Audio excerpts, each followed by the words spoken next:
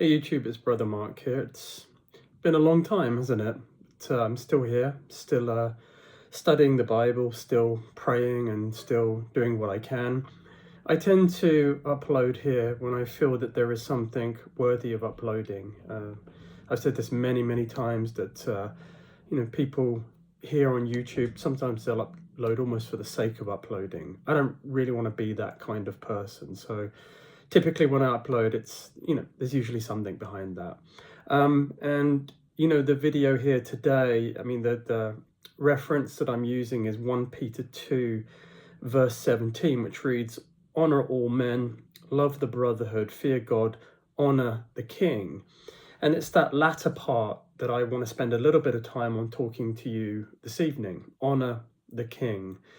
Here in the UK, our king is King Charles III. And like his prior namesakes, I've got real concerns about his loyalty to the country, to England, to the United Kingdom, to Great Britain, whatever you want to call it.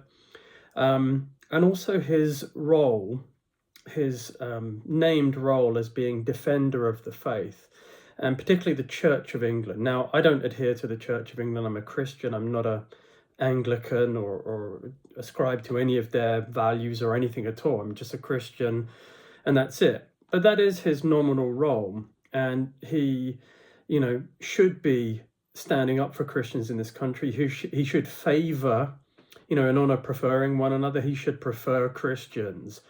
But there's been an interesting recent development with this man, and basically he essentially has an official new job as protector of the multi-faith nation, essentially a defender of faith, not a defender of the faith, meaning the Christian faith. I've had doubts about King Charles now for many years. At least his mother, Queen Elizabeth, spoke plainly about her faith, the importance of her faith, and I actually believed that she was saved. The way that she was talking, the things that she said, it wouldn't surprise me if she was a saved person. I've yet to hear anything like that from King Charles, even in his most recent message, where he talks, it's like an Easter message, was an objective failure from a Christian perspective.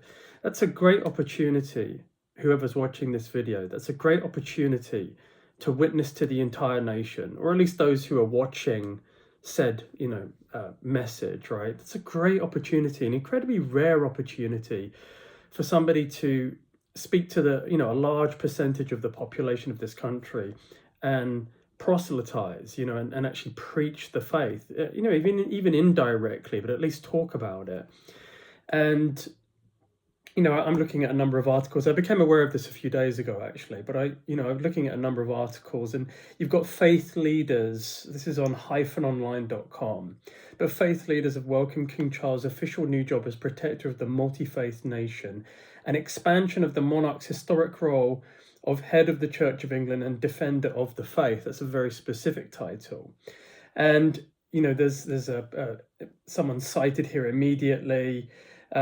Adam Kelwick, the imam at Liverpool's, I don't even want to try to pronounce the name, but a mosque in Liverpool, said King Charles's commitment to protect faith within a multi-faith society is what all great historical heads of state have done before him. That's not true.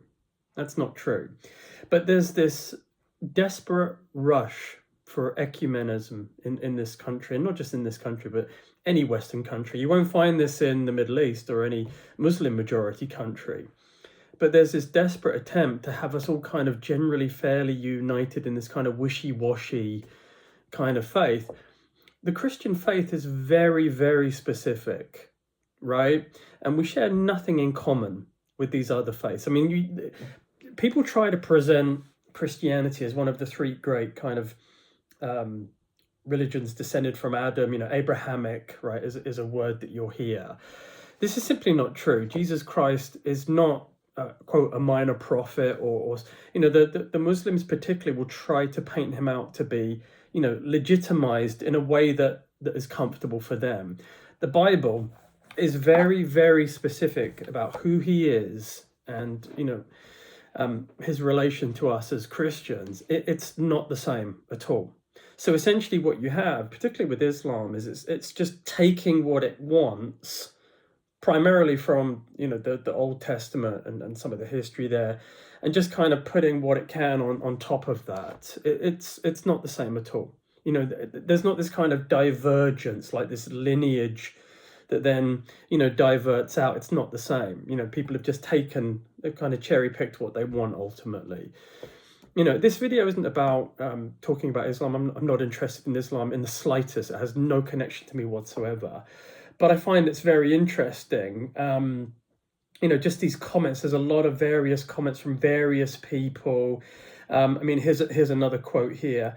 Becoming defender of faith or of the faiths means that he, in his role as king, is understanding how our country is growing and developing and emerging as a multi-faith and pluralistic society, which welcomes all people from all over the world of all faiths. And that is absolutely critical as a leader, because it will engender both trust and understanding, and it will be realistic. This shows you just how totally out of touch the King of England actually is. He's got no idea of what's going on in the streets, the sheer level of suffering that's being inflicted upon the populace. He's so out of touch, it's unreal. And it's all this kind of creating trust kind of that way, towards the people that are coming into the country. And immigration, and particularly illegal immigration, has become a very, very sticky topic right now, and rightly so, by the way, and it should be. People who are legitimately migrating into the country, if you guys know anything about me, you know that my wife is from the Philippines. She is a legal migrant. It cost a lot of money to have her come and live here in the UK. And it was a period of time that took 5, 6, 7 years end to end. Very costly, very difficult, but legitimate. And I think that the majority of people in the UK don't have a problem with legitimate migration for people that want to culturally assimilate into this country. She took a life in the UK test, and she doesn't come here and kind of stay as she was from the Philippines. She integrates. Of course, she speaks English, and so on and so on and so on. But we have a serious problem in this country with hordes of people coming in that don't really care about the UK. It's the same situation in Spain or Germany or France or wherever, insert country, right?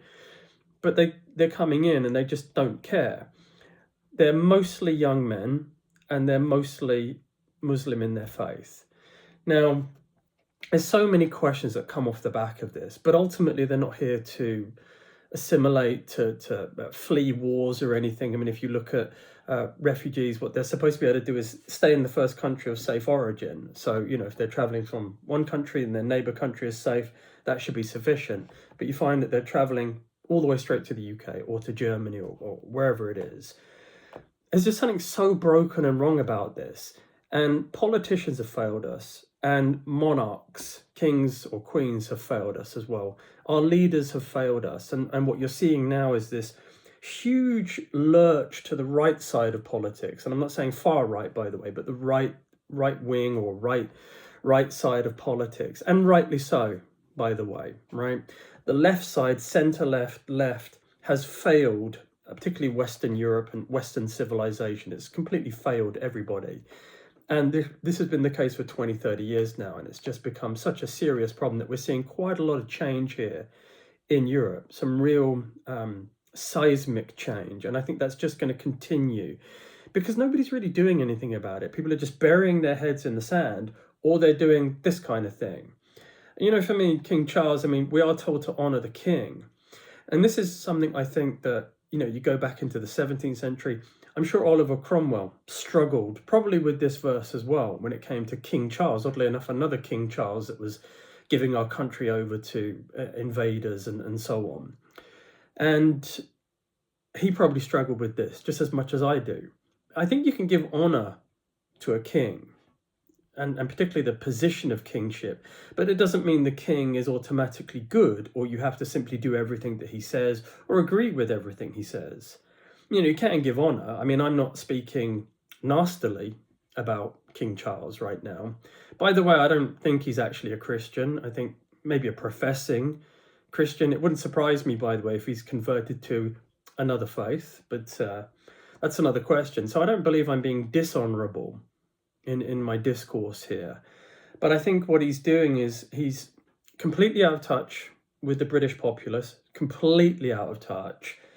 And by doing this, all he's doing is just angering the populace further still, because everybody feels under assault. Now, what I want to do is kind of also step back a little bit here, because this is not a Christian country. The UK is not a Christian country, just like Germany isn't, just like France isn't, just like Spain isn't. You might have a majority kind of Catholic presence, or there might be quite a few people that identify as Anglican or whatever the denomination is. But the reality is, a country can't be a faith. It's not possible. It's a personal belief. You just have percentages of people that are like that. So you get this kind of you've seen this kind of knee-jerk reaction. So I've seen it here in the UK, people saying, well, this is a Christian country. No, it's not a Christian country, and it hasn't been for a very, very long time, arguably ever. I mean, like I said, I don't think a country can be Christian.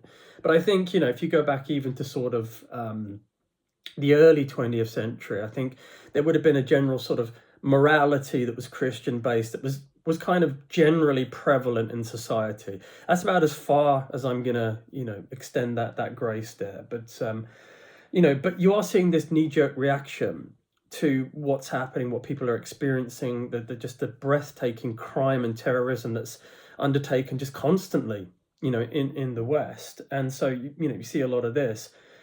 And I think what people are doing is they're looking at the king. And, people want him to dissolve government, which I think he should do, by the way, or he should, do something within the remit of his powers. On paper, he actually has some quite interesting powers. But, people are looking to the king and honoring him in that, by the way. They're looking to the king to actually do something, to say something, to take a stand. So when you see an article or, news like this, and it's official news, it's not like some kind of general thing that I think is going on. It's official news. This is something that he's recently published, and it's quite interesting. I mean, here's a comment at the very end here. There's a couple of comments. Actually, let me read you a couple of comments here, right? So it says, the king has always shown himself as being a unifying personality who cares very deeply and passionately about all people in his kingdom, said Rabbi Herschel Gluck, president of the Stamford Hill Shomrim, a Jewish neighborhood watch group and co-chair of the Arab Jewish Forum. I think it sends a message that everyone in this country is important, that everyone in this country deserves to be protected. I think there is an important role he, brackets Charles, can play in further developing unity and harmony. On the streets of the UK, there isn't unity and harmony. It's not present, and that's because of one group or one religion, particularly. Just on the Jewish side of things, by the way, I'm not surprised that they're commenting here, or at least somebody is commenting here. The rise of anti-Semitism in this country and worldwide is truly shocking and alarming, deeply worrying. And as Christians, we should be very concerned about that, right? So, I view, when this article is talking about lots of different religions, and let's be honest, we're only really talking about three religions, right? Christianity, Islam, and Judaism, right? They'll pay lip service to Shintos or Buddhists or Hindus, but really they're only talking about the three core Abrahamic religions. So, on the final comment here, which I thought was interesting, you've got, however, the move has been met with criticism from some. Gavin Ashenden, a former Anglican priest who served as one of Queen Elizabeth II's chaplains, prior to his conversion to Catholicism, both bad organised religious systems, suggested that the king might be a traitor, describing mutuality between the Abrahamic faiths as shallow and fantasy revisionism, and adding that Islam contains aggressive and autocratic programs. He reiterated his views in the Catholic Herald. Now, this is a Catholic, and Catholics, it's just a religious system, an archaic religious system that's got nothing to do with biblical Christianity, but he's not wrong. He's not wrong at all, actually. So it's interesting that he went from Anglicanism to Catholicism. I mean, Anglicanism, or the Church of England, is really just Catholicism light. It's like the Diet Coke of Catholicism. They're almost identical. It's got a different head, really, but the same silly organisation, the same trappings, and it's just all ridiculous. But the statement rings true. And, I feel very much the same. And it's disappointing to me as an Englishman I would expect our king to take a stand. And it's just this thing that I mentioned a minute ago. You've got the monarchy here, you've got the politicians. It just beggars belief that these people don't have any kind of pulse on society, on what is bothering the people of the country that they govern or lead in some way. It staggers me, and I see the same in Germany. As I said, I see the same in Spain and France. You only have to open social media. You only have to look at a news website. You only have to just kind of talk to people to know that, you know, there's a serious problem and people are afraid and worried. And, I think it's only just going to escalate. It's just going to get worse and worse and worse unless somebody does something about it. So this is why, like I said, you've seen this natural and expected drift to the right, which I support, by the way. And I don't have this view of the right as being, racists or Nazis or any of this kind of thing. That's ridiculous, absolutely ridiculous. But the left will do that in order to frighten people that, if we're drifting that way, it's going to be, it's going to be terrible. Not at all. It's quite the opposite, in fact. I would argue that the left is incredibly dangerous. They represent an existential threat to Western civilization by just basically opening the doors to everything and everyone and all things. And I think that's why we're in the mess that we're in the West, to be honest with you. So, just a relatively short video, 16 minutes 30, I see up the top there. I am concerned. Things like this with King Charles deeply bother me as an Englishman. I think it's a mistake to do that. I think it reveals really his true colours. It reveals how out of touch he is. I also think that, as I touched on briefly, antisemitism is deeply on the rise, and it's deeply, deeply worrying. I think it's just worsening. And that, for me, should be the thing that should be defended here as well. Charles can be defender of the faith, the Christian faith. And as Christians, we know, when you read Romans, we know that we're grafted in with the Jews, right? The Jews, we know, are chosen by God. They're his chosen people. We're grateful to be grafted in and to have that opportunity as Gentiles. So defender of the faith, he certainly should be defending the Jews, right? As a general statement, because he is a Christian. But that doesn't extend to any other religious, belief or organization, especially Islam. So, I don't have a problem, by the way, brethren, with people who are Catholics, people who are Muslims. I don't have a problem with them. For the vast majority of people, and I believe this, brethren, the vast majority of people are good, decent people who just want to live in peace, right? They may happen to be a Catholic or a Muslim or a Hindu or whatever, right? And, when you get into conversations with them, often what you see is most are professing. They'll go to the cathedral, they'll go to the mosque, they'll go to wherever they go, right? And it's kind of a box ticking exercise. It's part of their identity. It's part of their culture. So they go there and they do that, right? And generally speaking, they follow the tenets and they try to do what they can and so on. I think the vast majority of people who profess a faith are like that. I don't think they are what I would call, I suppose, radicals. Or a radical is someone who actually takes what they read at face value. They believe it, they read it, believe it, and wholeheartedly kind of consume it. And it's interesting, when you find radicals within any organization, you start to see really what that text is teaching. And, when you look at a Bible-believing Christian, by the way, I'm not an Anglican, I'm not a part of the Church of England. I would tell people I'm a Baptist, but I'm not a Baptist in reality. I'm a Bible-believing Christian. You get a radical, someone who believes the book, you get someone like that. What happens? I haven't struck someone ever in my entire life, brethren, even when I was an atheist, let alone when I became a Christian. And there's nothing in this book that tells me to go harm someone. See what I mean? But you find radicals in other religions, and lo and behold, the results really speak for themselves.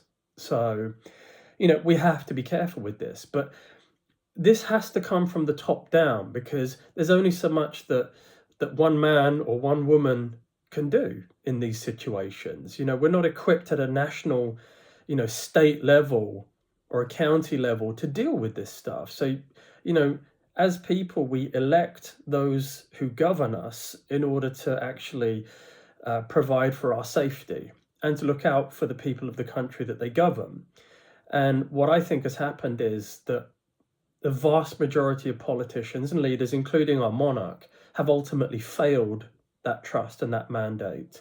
So what you see now is this, as I said, this shift to the right. So it's just interesting, no, brethren? So, I'd be interested in your comments on this, right? And, feel free to search. I mean, you can look at Christian News and King Charles, you can search for that sort of string and you'll go and see for yourself, really. Like I said, I'm looking at Hyphen Online, but you can check out Premier Christian News. All of these sites are nonsense, by the way. I mean, when you look at, I'm just looking at the, that particular news, but, when you look at like Premier Christian News, you've got Church of England profoundly sorry for role in historical forced adoptions. You've got new Bishop of Bangor, which is in Wales, elected year after safeguarding scandal report. And of course, it's a woman. The Archbishop of the Church of England is a woman. And the Bible is extremely clear on that it should be a man, not a woman. So, you can look through all this stuff and just see the condition of the organized Christian faith. Are there saved Christians within these systems? Of course there are. Of course there are, but they're stuck in that system. And a lot of these systems, and by the way, that includes the Baptist churches, a lot of these systems compel people into these communities and these events and these things, and they just want them in the building. Because if you get them in the building, you can start getting money from them. You can start getting obligations and ties from them. We're supposed to edify one another, right? This is not ever supposed to be an organization, a process, a policy, a thing. It's supposed to be edifying and loving one another. And this is what bothers me about the state of modern Christianity. To say modern, I'm talking several hundreds of years here, but particularly much more recently. You go back to say like 1905, the Azusa revival and the explosion of the charismatic and Pentecostal churches, modern ecumenism. It's become a complete travesty of what the faith ought to be. And this has started from the very beginning. Just because the organized religion in Rome morphed into the Catholic Church doesn't give it any legitimacy at all. Age doesn't. Truth does, not age, right? So you get people saying, well, it's the oldest established church. It's the oldest established religious organization that's got a vague veneer of the word Christianity attached to it, but it's not Christian. So, just make sure you understand that as well, brethren. But like, again, just like you can go digging into some of these articles and just see the state of modern Christianity, like Methodism. I've got ancestors, brethren, and sorry to sort of sidetrack here, but I've got ancestors that were Methodist preachers back in the 19th century.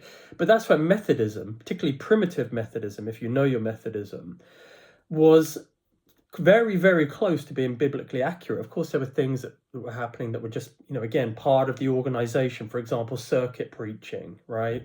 I get that from an organization perspective, but it's nowhere in the Bible, right? But like, generally speaking, it was pretty good. Like if you go into the 19th century, missions to China, things like that, really spreading the gospel and doing it properly. Even again, the Salvation Army, brethren, you go back into, I think, the 1950s, 1940s, 1950s, we're actually preaching the gospel. You go and look at them now, they're really no different from a community center. Ecumenism, this kind of fake niceness, has destroyed biblical Christianity, preaching of the gospel. It's just, the whole thing nowadays is beyond absurd and ridiculous, And so when I look at an article like this, it just really just serves to underline, really what's going wrong here. When you've got the head of the established Church of England in the UK saying things like this or going down this particular road, it just shows you how bad it is. So, I do honor the king in a very general sense, but I find him to be very dishonorable in the way that he treats his kingship. Do I think it's fixable? I'm not really sure. Do I think it's going to change? No, I think it will continue to get worse. So my only hope is that we get rid of the incumbent Labour government here. And again, I don't really 100% know the situation in other Western European nations, but I hope you get rid of the incumbent, frankly, traitorous government here in the UK. I think probably Reform UK is going to be the majority in government in the next election. And I think rightly so, because something has to change. Now, when you look at the historical situation in England, for example, if you go back, I think it's the 1380s. I think it's 1380, or no, or it's in the 14th century. I know that, right? You have the Peasants' Revolt. And a lot of the situation that happened there is very similar to what's going on now. And of course, you've got the English Civil War, right, in the mid-17th century. That was quite a long period of disturbance here. Government needs to fear the people. They're mandated by the people. They're elected by the people to serve the people, not themselves, not their own self-interests. And I think that's become forgotten. And, there are lots of periods where you go through history where you see that there's these phases where people just usurp that right and usurp power and take it for themselves and treat the populace like their own piggy bank or whatever it is, right? But then things get righted. There are these kind of cycles throughout time. And I think we're on the end of that. And I do actually think we're approaching a crisis. And it's at times like this that you need strong leaders. For example, the king. We still have a monarchy here in the UK. I used to be a monarchist, brethren. I used to be, a long time ago. I'm not now. I've seen that just really go downhill over the last 10, 20 years. It's just, frankly, a joke now, right? But, we need strong leaders in Western Europe, in Western civilization. This is why I'm quite happy to see how things are in the US, and you can have your opinion on that. But at least what you're getting is straightforward action, statements, and words. Whether you agree with them or not, at least you know where someone stands. Here in the UK, we have the 7th Prime Minister in 10 years, if I recall that correctly. Every time this person is asked a question, the answer is, let me be clear, and then he proceeds to not be clear. So this person has resigned. We've got another person from the north. There was an engineered by-election. Really, it was just all set up for him to just walk straight into Downing Street. So this is Keir Starmer I'm talking about. But Andy Burnham, the mayor of Manchester, essentially secured really the premiership of the UK with just whatever it was, 17,000 votes or whatever it was in Makerfield. It's all engineered. It's all running roughshod over what we in this country want. And this guy's going to come in and really kind of do what he wants because the Labour Party have already got that mandate, a massive mandate, which was a counter vote to the Tories, failing the UK systematically over many years. So he's going to come in with a mandate, unelected himself, but just able to take the premiership because he's a leader of the Labour Party, or will be. And then he's just going to do whatever he wants, really, for a couple of years. And we're all just going to have to tolerate it. So this is what happens when you have weak, cowardly, traitorous leaders in power or in positions of leadership. It is a hard line, isn't it, brethren, to honour all men or to honour the king. I mean, it says honour all men and it says honour the king more distinctly, So this is the challenge for us as Christians, isn't it? To honour our kings, And I mean, obviously back when the Bible was first produced, there wasn't any understanding of presidents or prime ministers or even legitimate sort of democracy as we know it today. So, we should be honouring those who are in power, whether they're kings, presidents, or prime ministers, but that honour isn't blind obedience. It isn't looking the other way. It isn't burying your head in the sand, and we are able to call this out. I mean, there's lots of examples of bad rulers in the Bible, and all of them ultimately meet, a deserved end. But that doesn't mean we don't honour them or struggle with that view. So, I would hope that he could turn this around. My gut feeling is he won't, and he'll just continue to press on down this road. And, it's not good. It's not good. We can only hope that when he is no longer king, whatever that translates to, passes away, for example, we can only hope that William will be a better king. I'm slightly concerned about the way that he's going. He's fallen directly into the establishment. Didn't seem to be that way when he was a younger man, a younger boy actually, when his mother passed away. You know who I would like to be king? And you probably have already guessed if you know anything about the royalty. I'd like Harry to be king. I really would. Because he'd kind of go on a warpath and clear all of this nonsense out.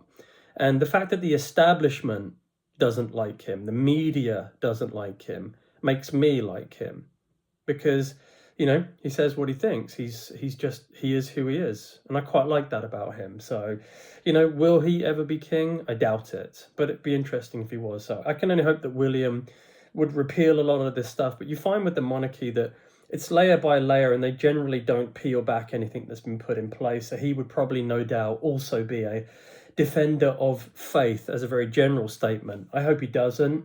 I hope he's more in touch with the populace. My gut feel is he probably isn't. So anyway, a lot of things here. I was hoping for this to be a slightly shorter video.